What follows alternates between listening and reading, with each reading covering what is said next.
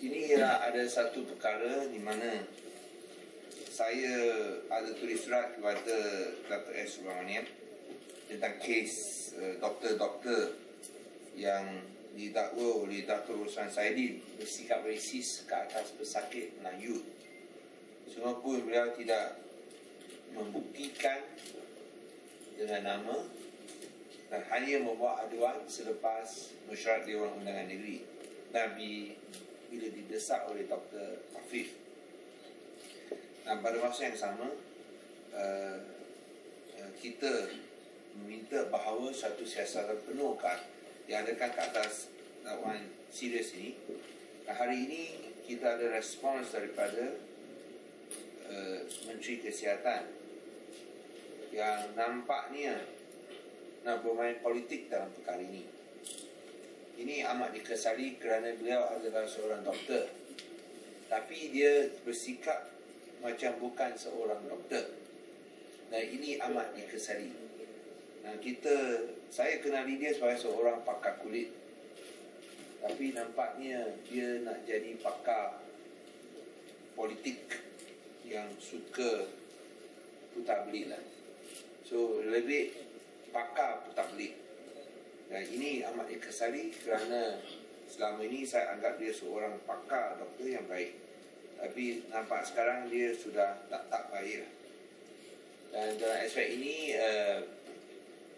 ini adalah kerana mengikut dia, bahawa ini saya quote daripada utusan. Kerana utusan dia buat fitnah atas kita, tapi kerajaan di end dia akan siarkan yang benar, bahawa sukar dapat maklumat. Harian Metro pun serupa, bahawa siasatan tersebut dijalankan secara sendirian oleh pihak kementerian memandangkan tidak mendapat kerjasama yang baik daripada Kerajaan Negeri Pulau Pinang. Bila kita mahu maklumat tersebut daripada Kerajaan Negeri tentang aduan dan apa yang telah dibincangkan dalam sidang Dewan Undangan Negeri, kita hadapi kesusahan mendapatkan maklumat dan kerjasama daripada mereka. Ini daripada utusan Malaysia. I don't know whether you got a copy. Kalau ada satu salinan, saya minta bagi satu salinan. Satu lagi di Harian Metro, di mana dia lebih menjurus kepada saya. Menteri Kesihatan Datuk Dr. S. Subramaniam berkata pihak ini sukar mendapat maklumat walaupun Ketua Menteri Pulau Pinang sendiri meminta kementerian menyiasat perkara ini. Kita sudah minta pengarah kesihatan Pulau Pinang menyiasat, tapi bila kita nak dapatkan maklumat daripada Kerajaan Negeri mengenai aduan yang turut dibincangkan dalam sidang Dewan Undangan Negeri, kita menghadapi kesukaran. Kerjasama mereka tidak baik dan kementerian sedang membuat siasatan sendiri daripada pihak tertentu, dan aduan yang diterima itu yang akan menjadi asas siasatan kami. Saya rasa ini amat mengecewakan dan merupakan satu fitnah, satu putar belit yang saya sebut tadi daripada Dr. S. Subramaniam. Orang yang bergelar doktor tapi bertingkah laku bukan macam doktor. Kerana tak pernah pejabat saya menerima sebarang permintaan daripada beliau untuk mendapat maklumat. Dan pejabat saya tak pernah menerima sebarang permintaan. Dan kerana Dewan Undangan Negeri, mesyuarat Dewan Undangan Negeri adalah berkaitan dengan speaker dan bukan oleh saya, tidak elok saya jawab. Tapi saya ada tanya dengan speaker tentang perkara ini dan speaker akan memberikan penjelasan mengenai perkara ini. Dipersilakan speaker Fadilah. Terima kasih Yang Berhormat Ketua Menteri, Timbalan Ketua Menteri, rakan-rakan YB, Yang Berhormat pihak media. Ingin saya mengulas isu ini atas kapasiti speaker lah. Kenyataan yang telah pun dikeluarkan oleh Menteri Kesihatan Datuk S. Subramaniam.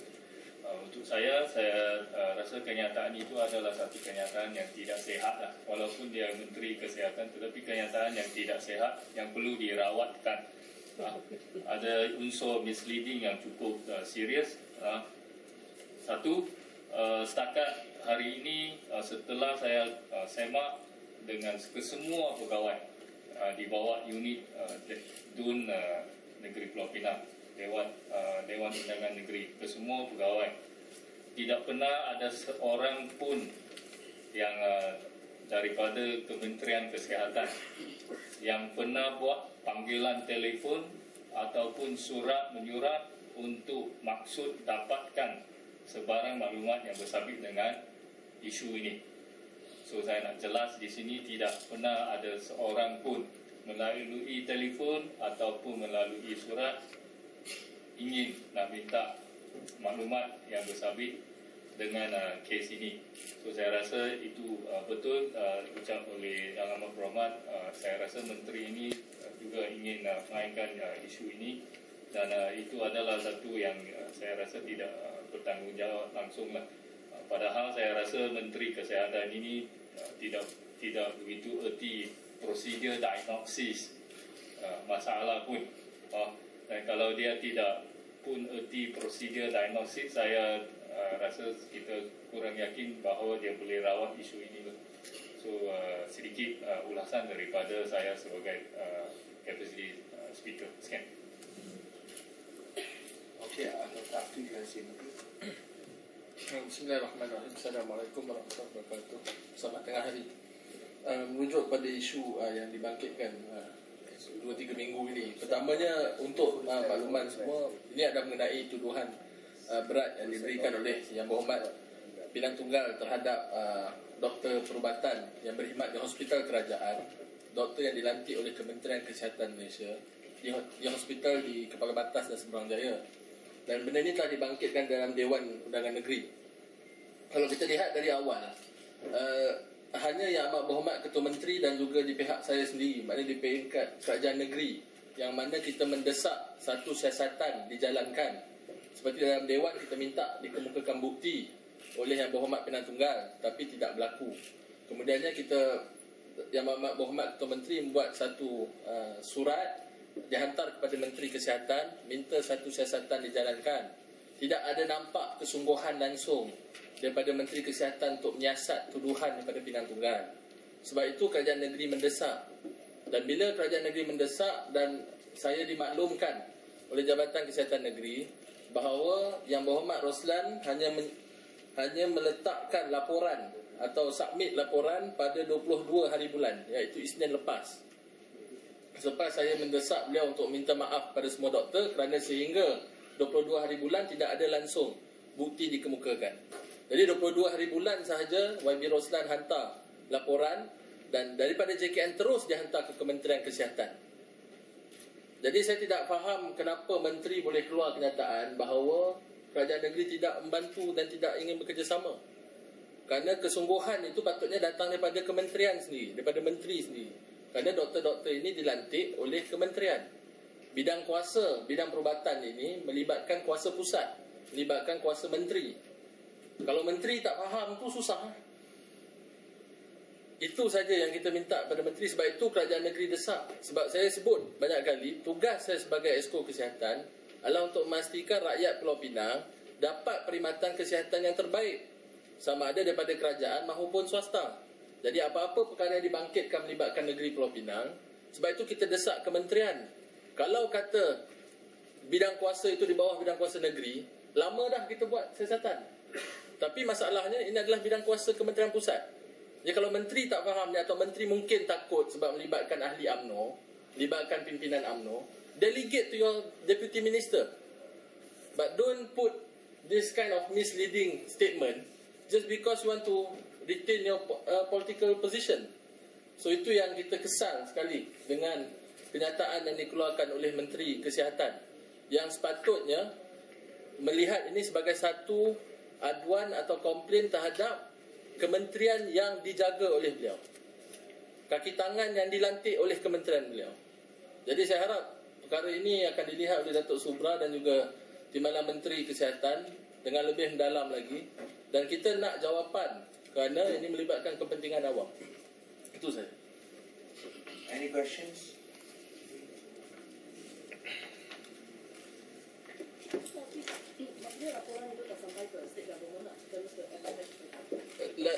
Like what even YB Lau mentioned, there's a procedure. Procedure Sebab itu kita minta laporan tu dalam Dewan pun, if you check the Hansard, dalam Dewan pun saya sebut, hantarkan laporan ni kepada Jabatan Kesihatan Negeri. Jabatan Kesihatan Negeri akan bawa kepada pihak kementerian.